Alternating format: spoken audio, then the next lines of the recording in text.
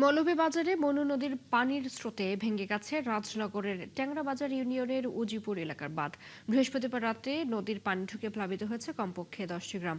দুর্ভোগে পড়েছেন কয়েক হাজার বাসিন্দা। সেখানকার সে খবর জানাতে আমাদের সাথে যুক্ত হচ্ছেন সহকর্মী আহমেদ ফারুক মিল্লাদ।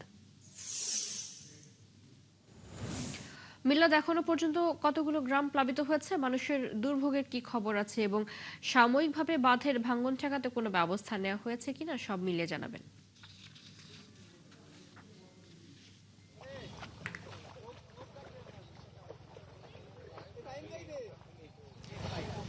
চৈতি, আপনাকে ধন্যবাদ। আসলে বাঁধের যে ভাঙন সেটি এখন এই মুহূর্তে মেরামত করা সম্ভব নয়, যেহেতু বালির কিছু বস্তা রাস্তা দিয়ে ফেলে রাখা হয়েছে। কারণ যেহেতু বাঁধটি ভেঙে যাওয়ার পর যে তীব্র স্রোতে যে পানি ঢুকেছে, হয়তো আপনি আমার পিছনে দেখতে পাচ্ছেন, আমি এই মুহূর্তে দাঁড়িয়ে আছি যে উজিরপুর যে যে গ্রাম, সেই হয়তো আমার পিছনটা দেখতে পাচ্ছেন যে এই গ্রামের এই পুরো জেলাটাকে, এই রাস্তাটা পুরো একটা রাস্তা, এটা একটি সড়ক এবং এই সড়ক দিয়ে লোক চলাচল করে। কিন্তু বর্তমানে আপনি তো দেখতে পাচ্ছেন পিছনটা লোকজন যাচ্ছে, সড়ক দিয়ে চলাচলের কোনো উপযোগী নাই। পাশাপাশি এই পুরো গ্রামের পুরো সাইডটা এবং এখানে একামধু একটি গ্রাম আছে, তারাপাশা আছে এবং হরিপাশা, ফলে সব কিছু সব 4-5টি গ্রাম এখানে মূলত পানিতে তলিয়ে গেছে। এবং আমি কিছুক্ষণ আগে কথা বলেছিলাম পানি উন্নয়ন বোর্ডের নির্বাহী প্রকৌশলীর সাথে, তিনি আমাকে যেটা জানিয়েছেন যে মৌলভীবাজারের মনু নদীর পানি কিন্তু বিপদসীমার 80 সেন্টিমিটার উপর দিয়ে প্রবাহিত হচ্ছে, ফলে মনু নদীর পানি না কমলে এই এলাকাটির পানি কমবে না।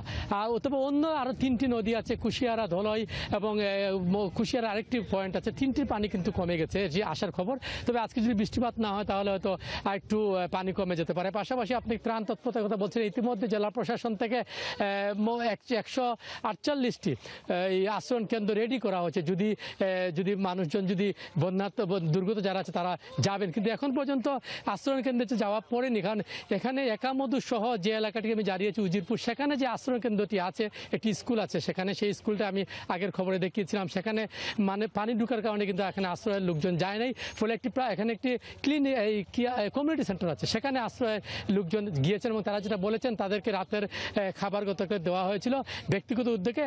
তবে কিছুক্ষণ আগে জেলা প্রশাসন থেকে তাদেরকে শুকনো খাবার বিতরণ করা হয়েছে এবং জেলা প্রশাসন ইতিমধ্যে তারা মনিটরিং করছেন। এবং পাশাপাশি আপনাকে জানিয়ে রাখি, মৌলভীবাজার জেলার কমলগঞ্জ উপজেলার একটি বাঁধ আছে ইসলামপুর ইউনিয়নের, সেই বাঁধটি মোকাবিল এলাকার, সেই বাঁধটিও ভেঙেছে গতকালকে। ভাঙার পরে সেখানেও বেশ কয়েকটি গ্রামের কয়েক হাজার মানুষ পানিবন্দী রয়েছেন। এই গ্রাম, এখানে মোট প্রায় 10টি গ্রাম আছে এই পুরো এলাকা, যে উজিরপুর ভাঙনের ফলে সেই 10টি গ্রামেও লোকজন পানিবন্দী রয়েছেন। এবং তবে যেহেতু আপনি জানেন এই মৌলভীবাজার জেলার মানুষ সচ্ছল মানুষ, ফলে তারা বাড়ি থেকে বেরোতে চান না, তাই টিভি, ফ্রিজ ও নানা আনুষঙ্গিক জিনিসপত্র আছে, ফলে তারা বাড়িতেই থাকতে চান মাছাং করে।